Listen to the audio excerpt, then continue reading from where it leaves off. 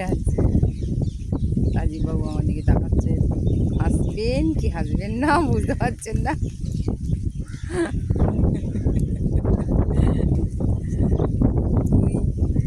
পুত্রকে রেখে দিয়ে ঘুমন্ত অবস্থায় আমরা যদি বেরিয়ে পড়েছি নিউজ তোমাদের দেখাচ্ছি।